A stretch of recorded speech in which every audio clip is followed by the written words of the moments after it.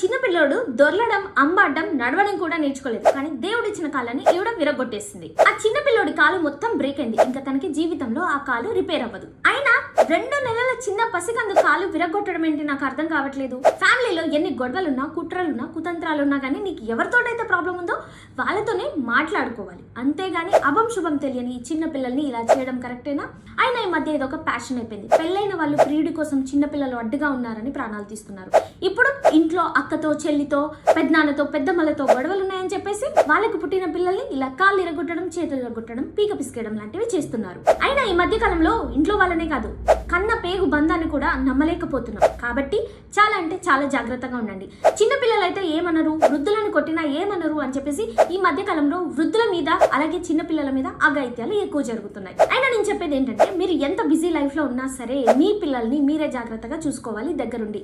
Care taker అనో లేదంటే మా పిన్ని అనో మా పిల్లలనో ఎవరైనా బంధువులకు కానీ ఇంటి పక్కన వాళ్ళకి కానీ చెప్పారు అని అంటే ఇంకా అంతే సంగతి. రిజల్ట్ చూసారు కదా. ఇంట్లోనే కాదు, ఇంటి పక్కకు వెళ్ళినా కానీ పక్కకి వెళ్ళిన పిల్లలు ఇంట్లోకి తిరిగి వస్తారా రారా అనే విషయం కూడా మనకి ఈ మధ్య క్లారిటీ లేకుండా పోతుంది. కాబట్టి ఈ నేరాలు ఘోరాలన్నిటికీ పులి స్టాప్ పడాలంటే చాలా జాగ్రత్తగా చిన్న పిల్లల్ని మనం కాపాడుకోవాలి.